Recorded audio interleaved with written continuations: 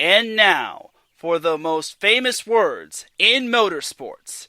Drivers, start your engines.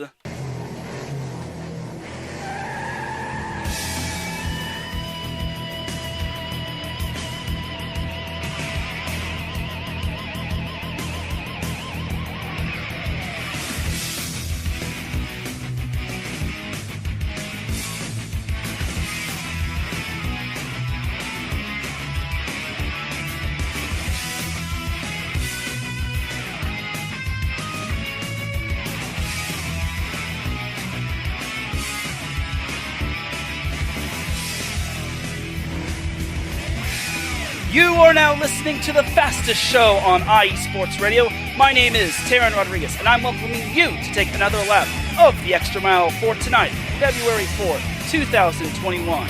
And ladies and gentlemen, we have quite the eventful show for you tonight, as we had a Rolex 24 to remember.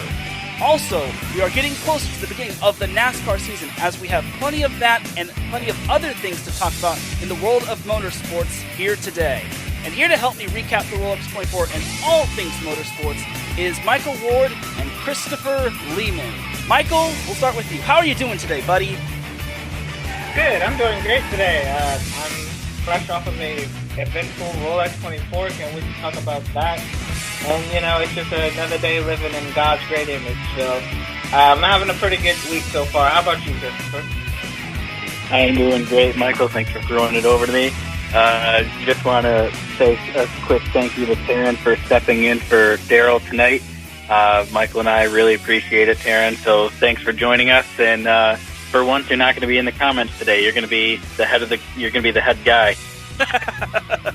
Yes, absolutely. And a little about that. Yes, my name is not Daryl Kinsey Jr. My name is Taryn Rodriguez.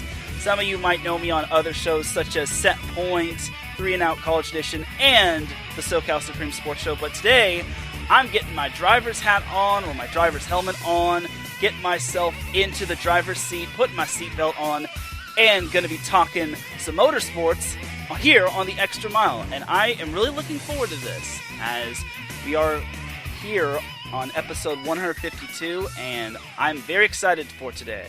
So without a further delay, let's get this party started. So let's do this. You boys ready? Yeah, always. All right, that's what I like to hear. So before we get on into the action, we have to make note of our sponsors. Our first sponsor tonight is Legacy Financial. Last year was a tough year in 2020. However, staying positive, keeping your faith, and continuing to work hard is the goal. If you're ever in a financial struggle at the moment, Legacy Financial is here for you. If you're doing well and you want to get to the next level, you could also give Legacy Financial a call. Also, if you're looking for a new opportunity to work for yourself and earn more money part-time, and you can give AO a call at 510-928-2104. Once again, that is 510-928-2104 to book your appointment today.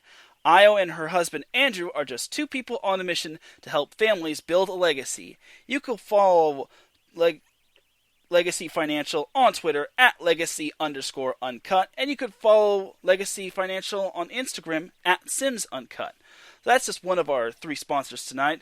But without any further delay, let's get on into the action. So first and foremost, the Rolex 24. I actually caught some of the Rolex 24, and it was a doozy. It was quite the eventful race to like help kick the motorsports season, the NASCAR season underway, as we had some familiar names, familiar faces, and lots of things stand out. So, Michael, we'll start with you. What do you think stood out in the Rolex 24, and were there any things that like made you say, "Wow, this is a first"?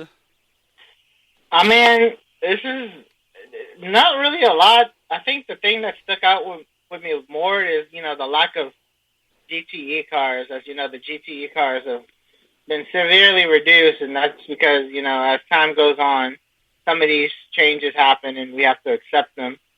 But I think the best part about the Rolex 24 is how it brings people from other series into, one big race. Yeah, the Le Mans does that, but for us here in, the West, not the West, but, in America, it brings a lot of our favorite American drivers together for one big race. So you have drivers like Jimmy Johnson, Chase Elliott, you have, Formula One drivers like Kevin Magnussen.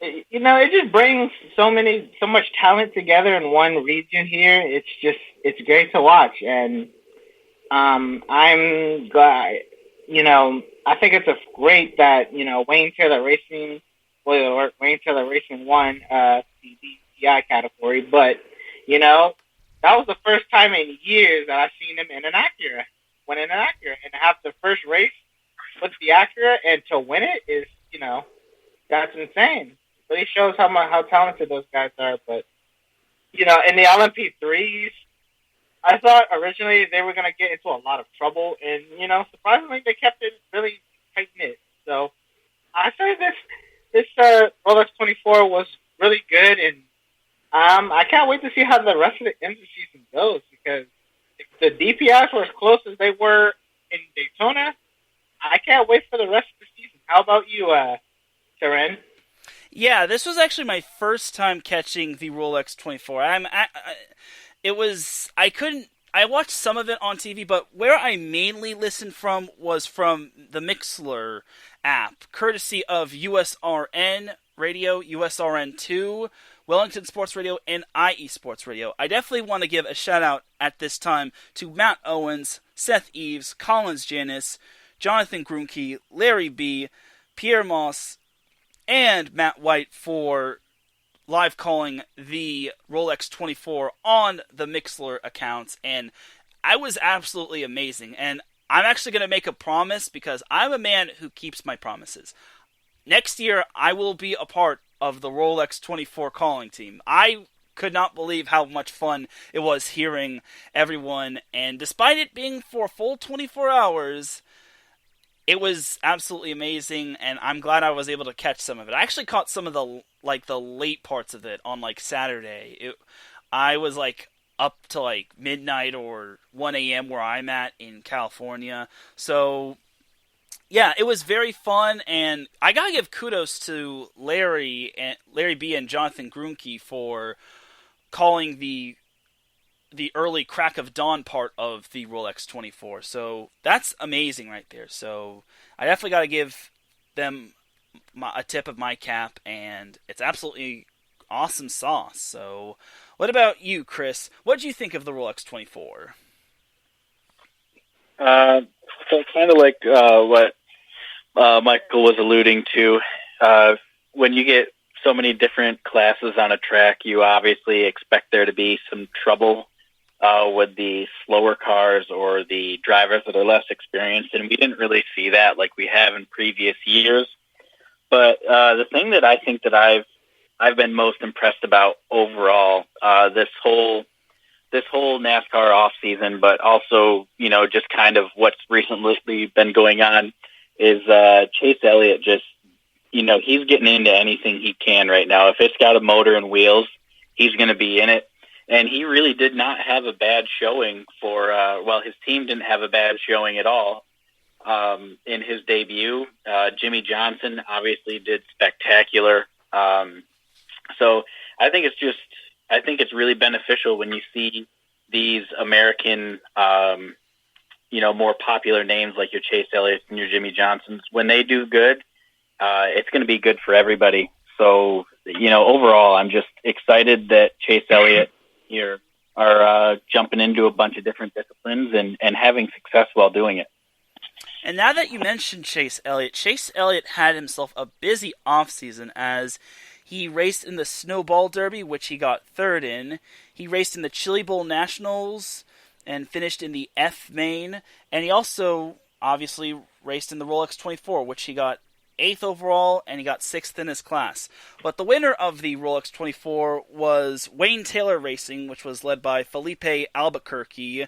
And this was actually the third straight year that Wayne Taylor Racing won the Rolex 24, which was which was a first ever since Chip Ganassi Racing did it from 2006 all the way to 2008. So, Michael, we'll start with you. Were you surprised to see Wayne Taylor Racing repeat as champions, and how tough is it to repeat as champions in an annual racing event? Very hard, and this is gonna sound very ignorant of me, but I wish someone else would win. Yeah, I agree, but it is kind of impressive. In any sort of sport, it's tough to repeat as a champion, and the fact that you need determination, and even though it's just the Rolex 24, it's still the event that is basically the tip of the iceberg. That basically is the first domino to get knocked down. So I think my thing is they had a whole new car and chassis and still managed to win the race. Mm-hmm. There was no getting adjusted to it or anything. It was just back to business with them as usual. Yeah, I agree, and finishing second was Jimmy Johnson and his crew that finished second, which was kind of expected. I mean, what about you, Chris? Were you surprised that Wayne Taylor Racing finished first for the third straight year, and how difficult do you think it is for them to repeat as champions? So, just to put it simply, you don't win twice in a row, as a fluke. You can win once as a fluke, but you don't win twice. So a third time really, isn't out of contention when you can string together multiple wins. And obviously pulling the hat trick out of wins like that is something to certainly be celebrated. We're going to obviously talk about it later in the program, but Denny Hamlin's got 2 wins in a row at the Daytona 500. So is he going to get that third? Then we're looking at another record right there. And, in terms of racing in threes, nothing gets my blood going like the Triple Crown. And so seeing 3 wins in a row is just something that I smile about. Yeah, and I totally agree. The whole Triple Crown thing, it's just so difficult. And again, in any sport, you need consistency. Everyone says that it's not difficult to just race around the track. No, it is difficult to race because you need to have precision. Your crew chief needs to, and everything has to be in sync. Otherwise, if one thing goes wrong, boom, that's that right there. So, any of you have any final thoughts before we close the book on the Rolex 24, starting with Michael? All in all, it was a really great race. I really enjoyed it. I enjoy any 24-hour race. And I just look forward to the rest of the season, honestly. Like I said, the DPX field was really close, and I definitely want to see if that intense battle will carry on throughout the rest of the season. How about you, Mr. Lehman? Yeah, I just have to echo what you said. It's exciting that we kick off the whole racing season with the Rolex 24. Obviously, it's a very prestigious race. It's a fun one to watch. It's a fun one, I'm sure, for those guys to participate in. And, now that that's over, all the other racing series are starting up, and it's just an exciting time. There's a buzz in the air, and it's nice.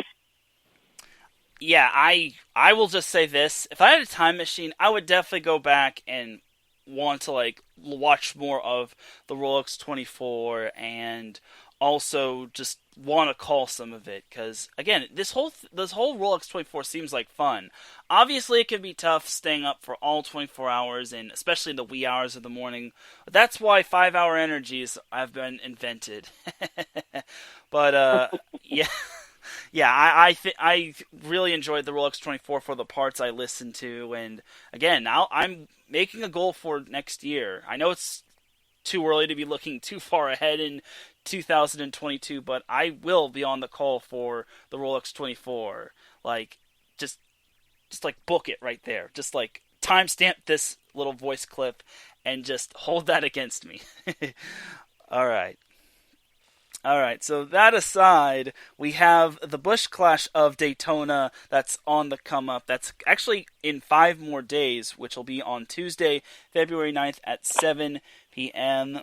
And due to the pandemic, the entry criteria was modified as the Busch Clash winners from last year will be racing full-time this year, as well as the Daytona 500 winners from last year will be racing full-time as well. And it's going to be 35 wraps around the road course, and it's going to be a lot of fun. Obviously, it doesn't really like count, but it's just like the Rolex 24. It like helps get the ball rolling when it comes to the NASCAR season and the motorsports season, and it's a fun thing, and it's a fun event, honestly. And my question to you two is this: do you think Chase Elliott will be like someone who could possibly take this event or like be fully competitive in this event, or is he gonna like save that for the actual races? We'll start with you, Michael.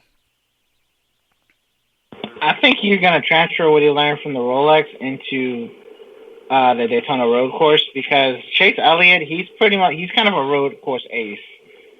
So I think he's going to be a strong factor, if not the main factor, to win the race, because he just has so much knowledge and road course experience that it's going to be really tough to beat him. What do you guys think? I think he's going to be a real challenge.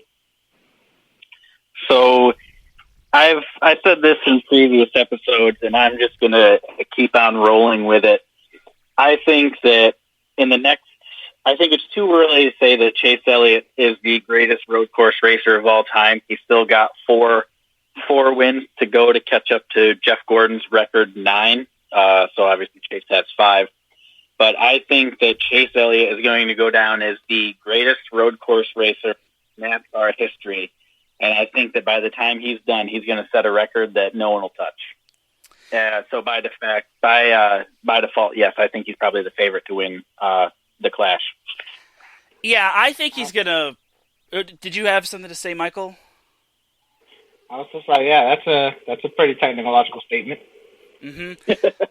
Yeah, I think Chase Elliott is going to... This is probably his thing where he wants to pick up where he left off, and... there could also be the whole little de facto portion of how he finished 8th in the Rolex 24, and he wants to improve just so he's not rusty, because obviously time away from racing can be a little tough, even though he's had quite the busy off season. But I think, as Michael mentioned, that this road course is going to be where he's going to break out of his cocoon and emerge like the butterfly that he truly is when it comes to motorsports, and it's going to be a fun time. And I think he'll get higher than 8th. I'm not really one to like make little like predictions. Okay, sometimes I am, but I think he gets higher than 8th in the whole Busch Clash. Do you guys agree, or do you think he gets lower than 8th? I think he gets higher than 8th. Yeah, I would say that he's going to be top 3 for sure. And just as a little informational fun, the Rolex 24 was the first road course that Chase Elliott did not win since, I believe, 2018, summer of 2018. All right, well, there's your Snapple fun fact right there. That's actually quite the amazing fact right there. So, yeah, there's no way Chase Elliott is going to take that line down. He's going to get back up and say, you know what, I'm not going to... I'm way better than 8th place. So that's some good stuff right there. Now, what type of racing can we expect as a result of the starting of the season on an actual road course? Not just from Chase Elliott, but from other drivers. Starting with you, Michael. Honestly, I think, it's kind of hard to point someone out when Chase Elliott has been dominating the road course races. But, you know what? I got nothing. All right, no problem. How about you, Chris? So last year with the Clash, and I don't know if you remember this, Michael, but I think the wreckers did as many laps as the cars did. Yeah. So with us coming off the off season and going right into a road course, I think we're going to see. I think it's going to be a funny race. I think there's going to be some armchair quarterbacks sitting there thinking like, "Oh wow, that idiot just overdrove that corner." I think we're going to see a lot of beating and banging, and I think it's going to be a race that's going to be good to watch just from a entertainment standpoint because these guys are rusty, and we're going to a road course. So I think hilarity will ensue. Yeah, I think everyone is still most likely going to be shaking off the rust and still getting their road legs going because, again, obviously this is pretty much like the appetizer for the main course of NASCAR. I hate using food analogies, but I feel it's the perfect analogy to say this. This is going to be yes. Yes, and I think it's going to be. I think this event is just going to be just as exciting as the Rolex 24. It's obviously not going to have the whole 24-hour feel, but I think it's going to be quite the event, and I think it's going to be fun. And I definitely highly recommend tuning in on Tuesday. So there's that right there. So in other news, we have the 2311 racing. 2311 Racing will debut in the Clash of Daytona as Ty Dillon will be behind the wheel, and Bubba Wallace is the full-time driver for 2311, but he does not qualify for the Busch Club. And and starting with you, Michael, what are your thoughts on Bubba Wallace not being the first driver to officially pilot the 23 car on the racetrack? I'm sorry, say that again? He's not? Yeah, Bubba Wallace is not going to be the first driver to pilot the 23 car on the track, as that honor will belong to Ty Dillon. Is that news to you, Michael? That's actually news to me. Yeah, so Bubba doesn't qualify for the Busch Clash, but they wanted to enter the car in, and Ty Dillon signed a contract with Joe Gibbs to pilot the 54 Xfinity car part-time. So they actually got Ty to run. I think Gaunt Brothers got, give me 1 second here. They, or actually, no, they're not fielding any. They talked to, so Joe Gibbs got Ty Dillon, Joe Gibbs. 2311 Racing got Ty Gibbs to pilot because he qualifies. So I guess the question is, what do you? I mean, I guess since this is even an initial reaction, what do you think about Bubba not being the first one? Well, sorry. That's a BS.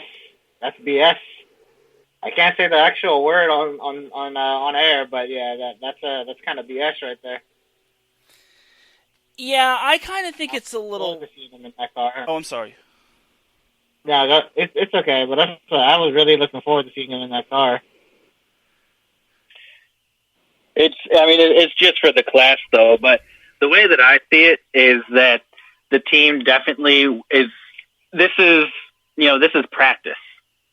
Not, obviously not entirely for the 5, but I think that they're doing the right thing, even though Bubba doesn't qualify.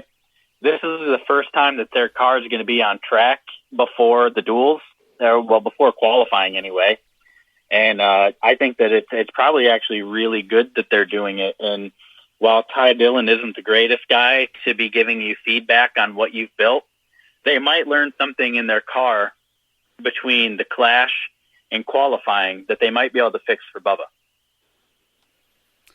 So that is true. That is very true. Mm-hmm. So here's my little take on it. So yeah, I totally agree that it is a little odd and weird that Bubba won't be able to be the first one piloting the 23 car on the track for 2311 Racing. However, it does give Ty Dillon an opportunity to show everyone what he's made of and to make Michael Jordan, who is basically the founder of 2311, the chance to like say, this Ty Dillon guy looks pretty good, and maybe it gives 2311 Racing an extra option, because obviously Denny Hamlin and Bubba Wallace are the headliners, but sometimes you kind of need that third wheel, that third what's a good analogy to like the third horn on a Triceratops? That's what you need, because if it's not if there is no third horn, then it's not a Triceratops. But I think it's going to be exciting to see Ty Dillon behind the wheel, and it'll give us and give everyone's fans' perspective what they can expect from him, and if he'll be like possibly worth it, or if we'll be waiting for the actual Bubba Wallace and Denny Hamlin. So that's kind of my little take, but definitely is worth noting for that, and I'm looking forward to it.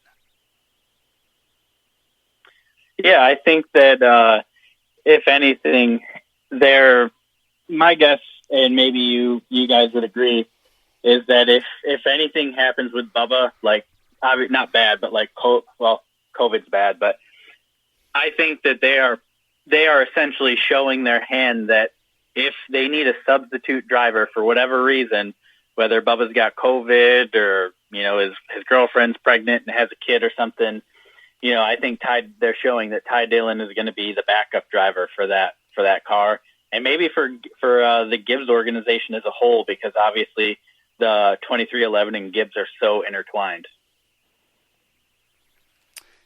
And that's exactly what I was going to say. Like, sometimes things happen, and especially with what happened in 2021 and with all that's going on with this pandemic. Like, you never know what could happen, so you obviously would like to give like the little guys a chance to shine bright in the big time. Like, even though this isn't, and it's for a race that doesn't really count toward the season. Like, it's just like a little like test, and if Ty passes with flying colors, then cool, but if not, then it'll be back to the drawing board for him. But I think now that you guys say that, maybe this isn't such a bad thing. Maybe, hear me out here, maybe this is a way to get drivers like a chance to, maybe the Busch Clash can be used for something else.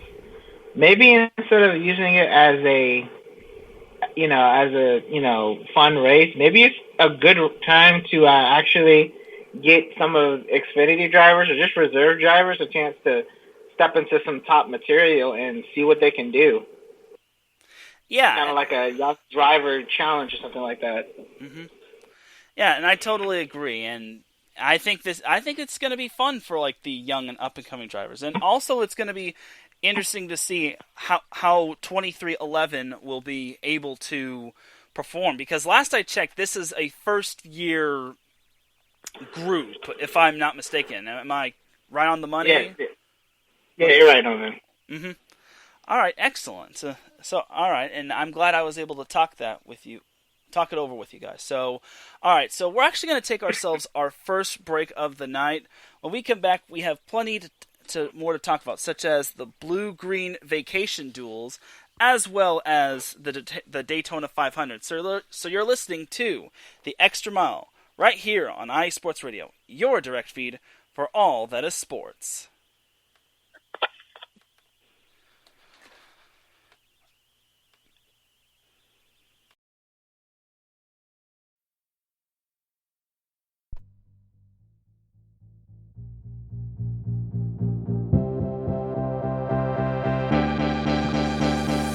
Hey guys, it's Blake Henley, better known as H-Town Blake to some of you. Happy to announce that Bases Loaded is back in full force. We'll be bringing that high heat every Tuesday night here on iSports Radio. So come home, get ready, dig into that batter's box, and see if you can chase that high heat, baby. So we'll be coming to you live with all the stats, all the rundowns, all the division rivalries, and every team that's going to make the playoff push to get to that one and only October and get to the pinnacle of what baseball is, to hoist that Commissioner's Trophy when it's all said and done.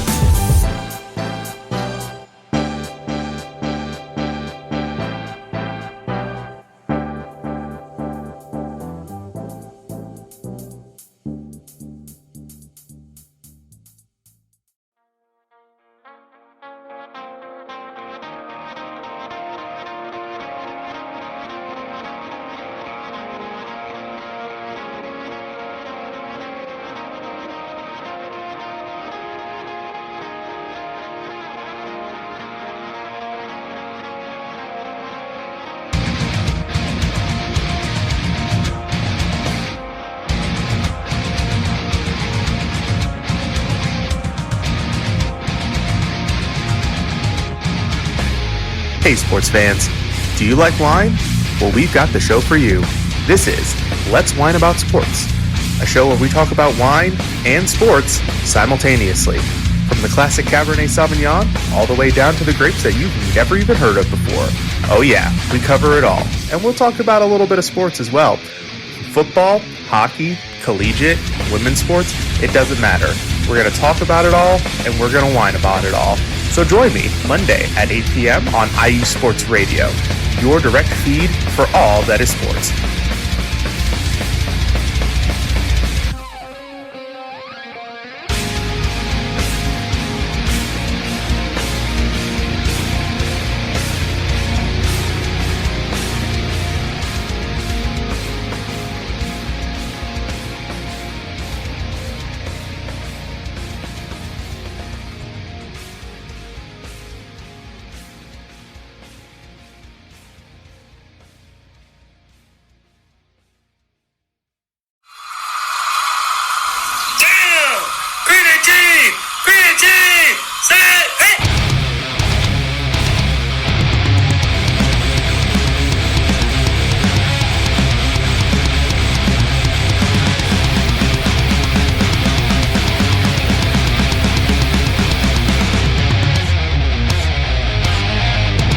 What's going on, football fans? This is me, your boy Larry B, inviting you to join myself, Colin Reynolds, Mike Pat, and John Felipe for one of the most electrifying football shows you have ever heard.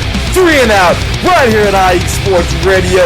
Recap of the week before, a preview of what's to come, and of course, 3 hardcore head-to-head prime-time face-offs each week. You don't want to miss it.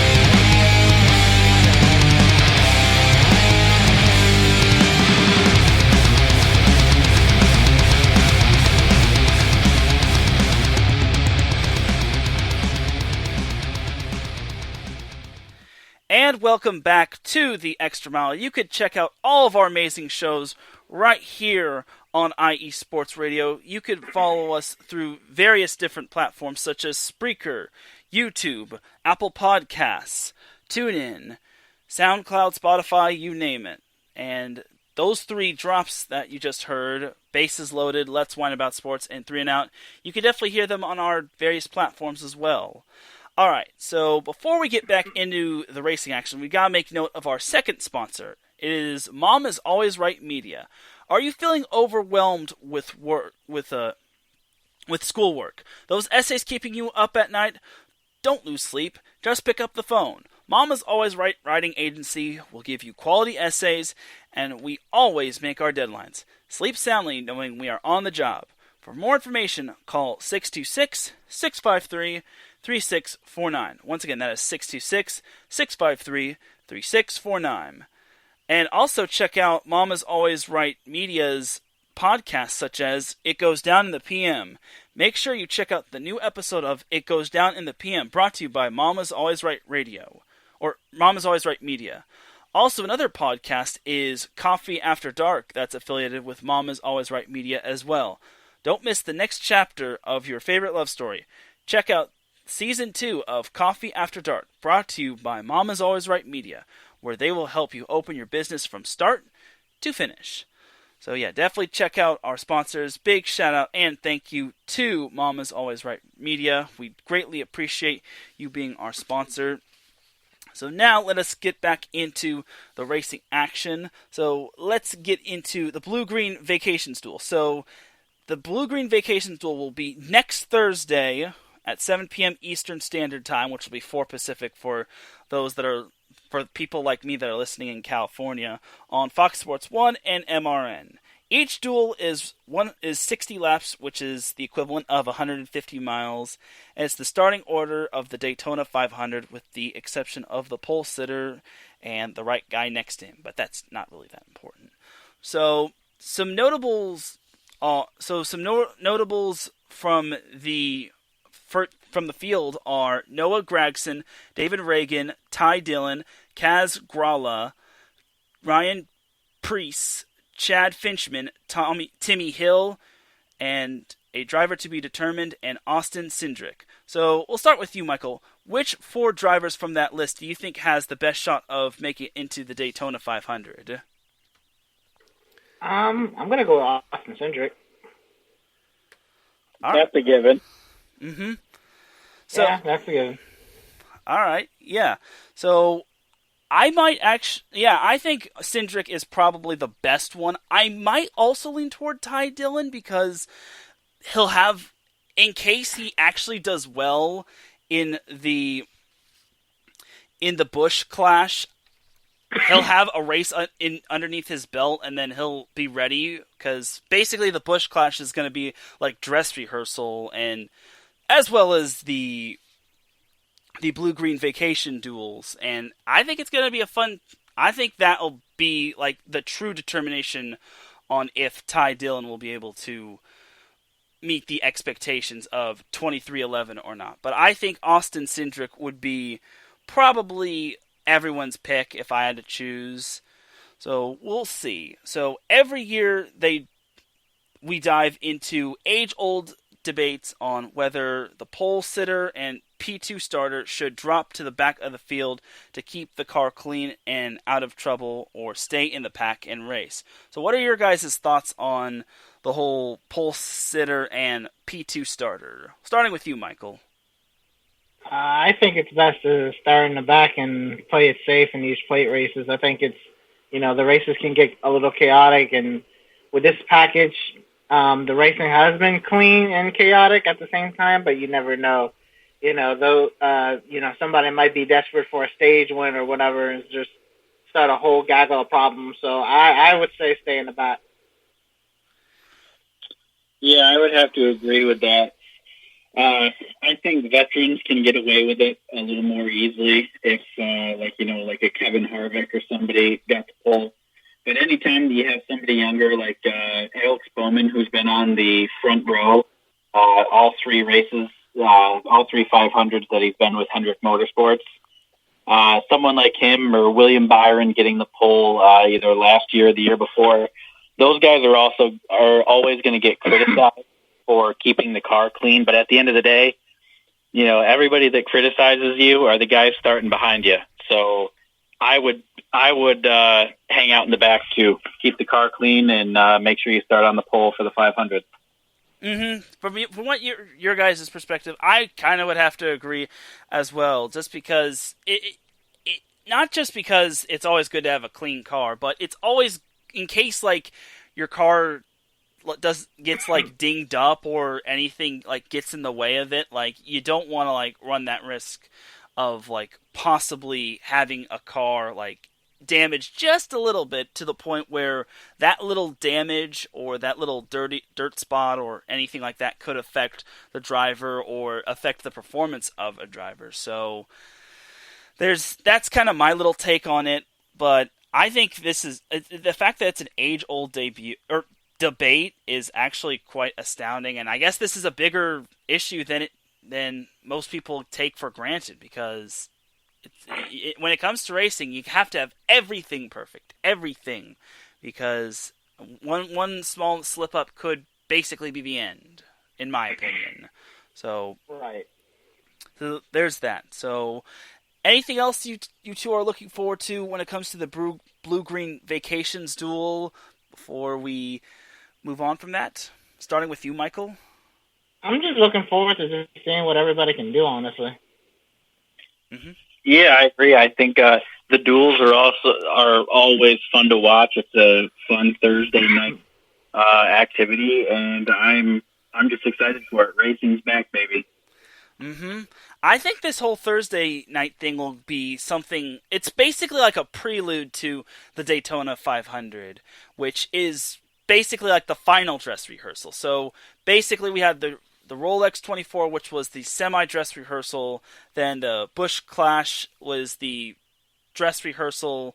Then we have blue-green vacation duels. That's the final dress rehearsal. Then we have the Daytona 500, which is basically lights, camera, action. And as for me looking forward to the blue-green vacation duels, I'm looking forward to seeing what everyone can do and how Ty Dillon can actually compete after his previous performance, or his then previous performance, when it comes to the Busch Classic, and I think he could do some good things. I feel he can. I think people will put pressure on him in the first race, and then he's finally going to adapt, and eventually it'll be second nature to him. So I'm looking forward to what Ty Dillon can do, because when it comes to the whole new thing of 23XI, I feel that group is going to be one to watch for, and one to like that everyone's going to have their eyes on, especially since they're a new group. So that's just my thing. All right, so now let's jump on into the Daytona 500, which is 3 days. This is going to be 3 days after the Blue-Green Vacation Duels, and for those of you that are keeping track on your calendars, the Daytona 500 falls on Valentine's Day, and it'll start at 2:30 p.m. Eastern Standard Time, which is 11 a.m. Pacific Time on my end. It's going to be on Fox and MRN, and the Daytona 500 is 200 laps, and it'll be broken down in the first stage. The first stage is 65 laps, the second stage is 130, and the final stage is the big old 200. So, is Denny Hamlin the favorite to hoist the Harley J. Earl Trophy, which would make it his third straight Daytona 500 win? Starting with you, Michael. Do you think Denny Hamlin's the favorite? Oh, yeah, he's always the favorite every year. He's really good with plate tracks, really knows his way around the pack, and he just has something going for him when he comes to Daytona. So I think he's a very favorite to win. What about you guys? You guys think he's favorite to win, or you think his luck might be out this year? So I would have to say that a gambling man would say that Denny Hamlin is definitely going to be the favorite. As people have pointed out, people like to point out at least that plate races, they're all a luck of the draw, but it's interesting how it's always the same people out front all the time. The Earnhardts are notorious plate racers. They are very good at that craft. And I think Denny Hamlin is kind of asserting himself as probably one of the best, if not the best plate racer that's currently on the circuit. So, smart money is on Denny. Yeah, to me, I'm kind of 50-50 on Denny Hamlin. I think Hamlin can definitely win this event, and I feel, I'm kind of torn on choosing him or Chase Elliott. Like, I just feel that I feel he has what it takes to three-peat. Like, especially with what happened with what happened in the Rolex 24, even though he didn't win that, it was someone else. But either way, I feel he can do it. I like him, and I think he wants to set the bar and say that he's still here, and he wants to dominate still. But you also have to factor in Chase Elliott wanting to pick up where he left off, and he is definitely competitive, but so is Hamlin, and I think this could be a little new rivalry in the whole Denny Hamlin and Chase Elliott saga, in my opinion. That is quite the saga right there between those two. Anyone, you having flashbacks to Martinsville, Michael? Don't remind me. They actually, Lionel's doing that. Don't pass him, Eric. Don't What's pass that? him. No, I'm just quoting what the spotter said. Don't pass him, Eric. Don't pass him. Yeah. You can't clear anybody on Martinsville. That's just, look at Truex and Logano. You can't clear the guy coming into with Truex and Logano, it was the last lap, obviously, and it was not with Chase Elliott and Denny Hamlin, but can't clear those guys. Mm-hmm. So, in most recent news that I've been hearing, that in regards to the Daytona 500, Pitbull will be the Grand Marshal of the 63rd Daytona 500, saying that he is excited for it and to mix culture, music, and sports, which is basically a big-time unity. And he even said his most famous catchphrase, "Dale!" I don't know about you guys, but I'm a huge fan. Well, I'm not like a huge fan, but I'm a big fan of Pitbull. So I'm really excited to see him as the Grand Marshal. I didn't even know he was the Grand Marshal until I found out like a few hours after it was posted. I'm like, whoa, that's awesome. Muy excelente. So as we transition to Pitbull and Michael Jordan have been heard in the most recent NASCAR news, entering the ownership circles of NASCAR. Which team do you think will have the better showing in the Daytona 500? Starting with you, Michael. I'm going to say 2311. You have Bubba Wallace, and Bubba Wallace has finished high in this race countless of times.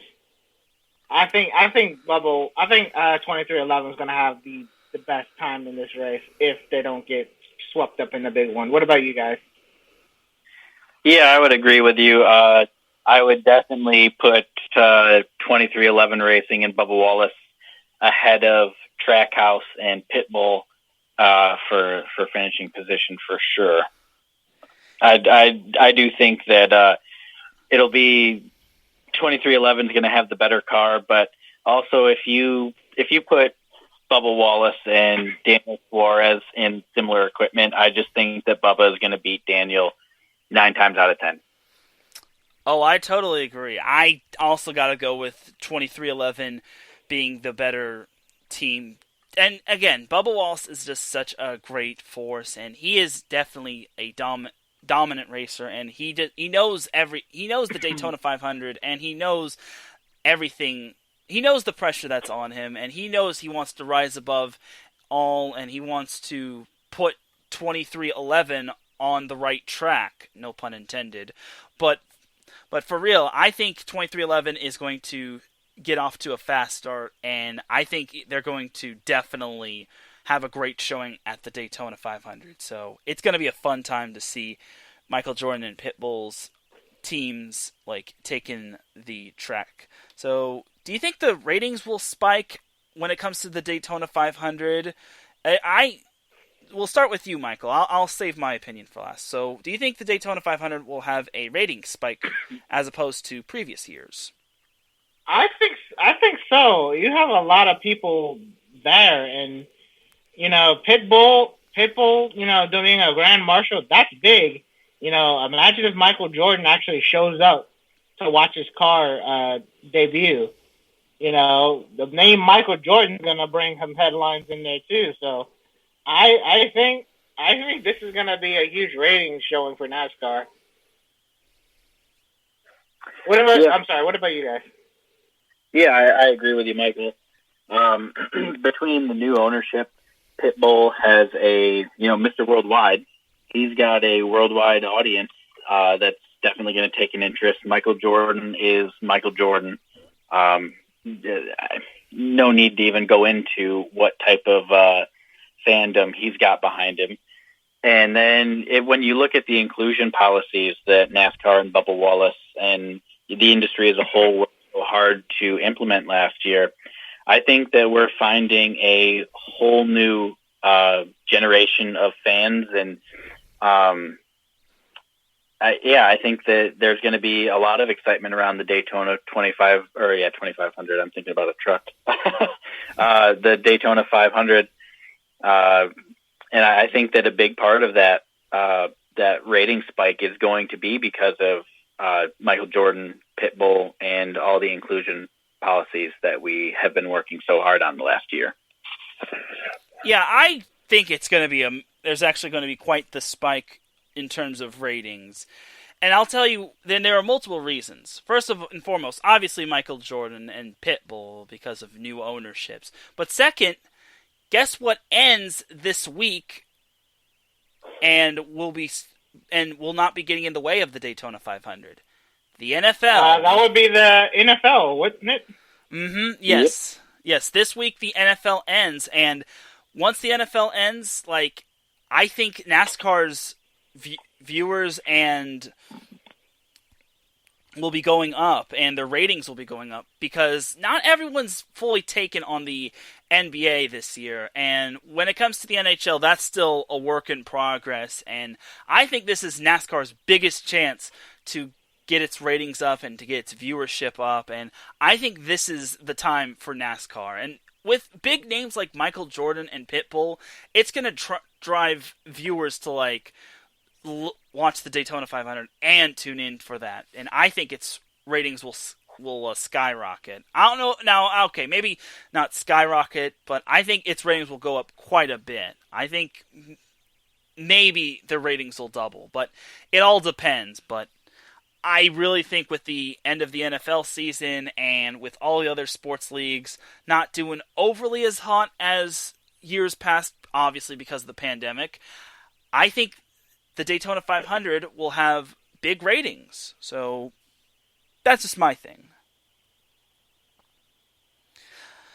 So anything else you two want to add regarding the Daytona 500 before we move on to our next topic, starting with you, Michael? All I gotta say is racing is back, and I'm glad to have it back. Yep, say that exact same thing. We're back, baby. We are back. I am glad to have racing back as well. It is great stuff right there, and I'm really looking forward to this. Like, matter of fact, after this, I'm going to be setting my calendar and my alarm and make a reminder to watch the Daytona 500. I promise you all. Like, I will not go back on my promise. Anyway, so I will be watching your Twitter feed with enthusiasm to see you live tweet the Daytona 500. Mm-hmm. I will do so. I promise you. So let's say hello to Larry B. That's in the chat room. Big thank you for popping in, buddy. And he says, "Good evening, good evening, gentlemen." And he says the Rolex 24 was awesome. I totally agree. I really agree. So now let's jump into the return of Kyle Larson. As no, we're not going to give him the Stone Cold Steve Austin return. But Hendricks Motorsports announced the first outside sponsors for Kyle Larson this week. Freightliner and Cincinnati have each announced 2 races with Kyle Larson. Cincinnati had sponsorship with Alex Bowman in 2019 and 2020. So what are your thoughts on this, and is this a surprise? And also, Chris, I want to confirm this. Are you around the Cincinnati area? No. Okay, then No, that's upstate New York. Okay, I'm sorry then. What? I'm a fan of Spain, though. Yeah, that's kind of where I got confused. So my apologies, my man. So anyway, Michael, what are your thoughts? Are you surprised to see a sponsor for Kyle Larson being Hendricks Motorsports or Hendrick Motorsports? I'm not surprised, honestly. He's a good driver with a lot of talent. It's just I thought it was going to be harder for him to find a lot of sponsors because of what happened last year. But I'm glad he found a lot of sponsors, and not a lot of sponsors, 8 sponsors. But I think he'll just be trying to get back to business as usual. What about you guys? Sorry about that. Yeah, I would have to agree. I think it is a little surprising. We knew, and it's not unprecedented that are with his many businesses. But I am a little bit surprised to see Freightliner, who has, to my knowledge, never taken on a primary sponsorship, jump in for 2 races. Cincinnati was under contract, and 2021 was the last year of their 2 primaries. They did sign a 10-year deal with Hendrick to be secondary. But I was surprised that they latched on their 2 primaries onto Kyle Larson and not either Chase Elliott or William Byron. So I'm a little bit surprised, but I thought that it would probably be 2022 before Kyle Larson had a outside sponsor. Yeah, I mean, it was bound to happen eventually, but I guess it happened sooner rather than later. And to me, I feel it was going to happen, and I'm glad to see Kyle Larson's picking up the pieces, especially with what happened last year. Obviously, we're not going to get into that, but I will say this. I'm happy. I'm kind of happy he's starting to get everything together. Like, this is a step in the correct direction. as long as he just minds his P's and Q's and he just doesn't, like, mess it up and he doesn't, like, screw anything up. Excuse me for saying the word screw, but as long as he doesn't mess anything up, I think he'll be golden. Like, he is... It's obviously going to be tough to erase that black little mark on his little reputation, but I think he's starting to get it together, and eventually this whole nightmare will be turned into one big happy ending. So I'm kind of happy for Kyle Larson. So what does this mean for the sport and sponsorship that someone with character blemishes, to put it politely, will be getting an outside sponsorship? And could that help that person who has character blemishes or oopsies? So we'll start with you, Michael. What do you think? I think it'll help. I think he's learned his lesson. So, not to beat it. I am one person that I'll tell you that I believe in forgiveness, and I've seen him do some things that would show that he's sorry and he didn't mean, or he understands the severity of what he's done. So I think he's forgiven, and I think he just wants to get on. And most importantly, I think he just wants to race. Yeah, I would agree with that. I think that I've said multiple times that I don't think it's overly appropriate for me to comment on what he said and, any backlash or, believing the sincerity of his apology and what he was doing. Putting that all aside, though, I think that an outside sponsor should give him a bit of a confidence boost that maybe while, the parade is being rained on, just up ahead, it looks like the clouds are breaking. So I think that gives him a confidence boost for sure. And I just hope that he uses the platform that he's been, reinstated into to push positive change in the world. Yes, and I hope he gets, all the help he needs. I mean, it's not a big problem, but I just hope he, picks up the pieces and just never does anything like that again, because that I won't go into it, but what he did was not exactly great on his part. I'll just leave it at that. But I think, like Michael said, everyone deserves a second chance. We've all done some uncharacteristic things that have made us say, oh man, I wish we could go back and just turn back the hands of time and just make this never happen. But I'm glad Kyle Larson is moving in the correct direction, and I hope he never does anything like this again. And once the racing starts, and once he starts getting up there with the Hamlins and the Elliots and basically finishing in the top three or winning some of these races, I think this whole thing will just blow over. So we'll see. But before we go, guess what is back, ladies and gentlemen, race fans of all ages? Well, if you guessed Nearest the Win, well, you are absolutely correct. Nearest the Win has returned, and guess what, everybody?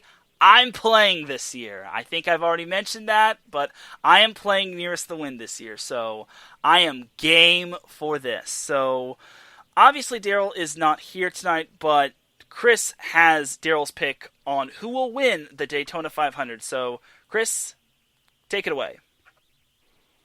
All right, in a surprising move, Daryl is going to say, and let me just pull up the text message so I get it right, that if he gets this correct, he gets 20 points in Nearest the Win, and he is going to say that Noah Gragson wins his way in via the duels and then wins the 500. And that was a joke. He said Denny Hamlin in a non-surprising move. So Daryl Kinsey says Denny Hamlin. All right. Well, you really got me when you said Noah Gragson. I'm like, wait a minute. I'm like, what in the world? You really got me good. I'm not lying. I actually was believing that. Oh, you guys are amazing. So, I told Daryl literally just texted me. So I texted him that I was going to do that, and he just wrote, "Nah, I'm good." I think I just heard Michael's phone go off with that message too. Absolutely amazing. Daryl is a living legend. All right. So now, Chris, who is your pick to win the Daytona 500? I have to go with Mr. Obvious, Denny Hamlin as well. All right. Michael? I'm going to go with Riley Herbst. I'm just kidding. I'm going to go with Chase Elliott. So, so I'll actually be 100% honest with everybody. I forgot about Nearest the Win, and a fair reminder to everybody that there will not be Extra Mile next week because of all the duels going on. But I actually was leaning toward Chase Elliott, but I'm going to pick Denny Hamlin. Yes, it's a cowardish move, and yes, it's kind of my first time, and I probably should have picked first, but I gotta go with Denny Hamlin. With everyone just straight up telling me and saying Denny Hamlin is the king of Daytona 500, and he's gonna try to win his third crown or the Triple Crown, I can't go wrong with that. And I just said Denny Hamlin. So there is that, And that is pretty much going to do it for tonight's show. Before we sign off, we got to give one final shout out to our final sponsor, the Sports Rundown. Are you a fan of sports but have too much going on in your life these days to keep up with the 24/7 news cycle? Or maybe you are new to the sports world and you want to understand the sports concepts better. If so, then the Sports Rundown is for you. They are a new podcast that gives you basic, professional, and collegiate sports news, stats, tidbits, and fun facts by the time you get to work, start that second cup of coffee, or finish walking the dog. Enough information to make you intelligent while talking about current sporting events. And they will teach you something new, fun, and exciting along the way, like mascots, uniforms, feel-good stories, and sports rules. They'll even cover the Premier League as well, which is a soccer league. New episodes drop Monday and Friday mornings, so come give them a listen. And I definitely want to give a shout out to all three of our sponsors, Sports Rundown, Mama's Always Right Media, and Legacy Financial. And you can follow IE Sports Radio as a whole on Twitter and on Instagram at IE Sports Radio. You can follow them on Facebook by typing in the search bar IE Sports Radio. And the website is www.iesportsradio.com. And before we head off, Chris, where could they find you on Twitter? PG Sims. Awesome. And where could everyone find you, Mr. Michael Ward? You can find me at Michael Ward _25 on Twitter. Awesome. And you can find me, Taryn Rodriguez, on Twitter at Taryn Rodriguez1. My first name is spelled Teran, and then my last name is spelled Rodriguez. And you can also follow Daryl Kinsey Jr. on Twitter at DKJR12. And you can follow the Extra Mile as a whole on Twitter at Extra Mile IESR. And you could, like I said, you could follow IE Sports Radio as a whole on Twitter and on Instagram and all that good stuff. And definitely, if you're on Facebook, make sure to leave a great review for us, because we are all sports fans who deliver for the people, by the people, and vice versa. And we just want to do everything we can to help perfect our craft and deliver you all quality sports content. And also, if you're on Apple Podcasts, definitely try to leave us a 5-star rating if possible. We would highly, highly, highly appreciate that.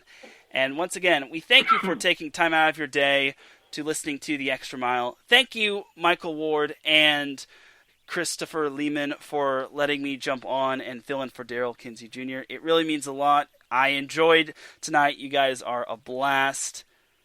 How about you? I had fun tonight.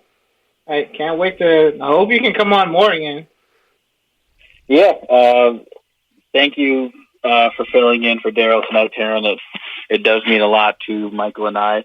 And I had been saying that for once you're not in the comments, and in the pre-show I had said that I thought about, or I've talked to Daryl about it before, having you on to ask your questions or make your comments. And I think I came up with the title for it, for a little 5-minute segment called Terran's Topics. And I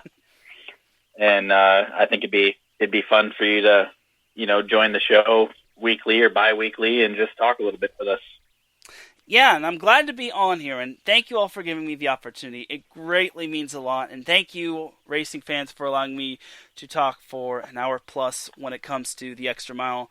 For Christopher Lehman, Michael Ward, and everyone here at IE Sports Radio, this is Terran Rodriguez signing off. Have yourselves a great rest of the day, great rest of the night, and enjoy your weekend, and we will see you at the next green flag. Good night, everybody.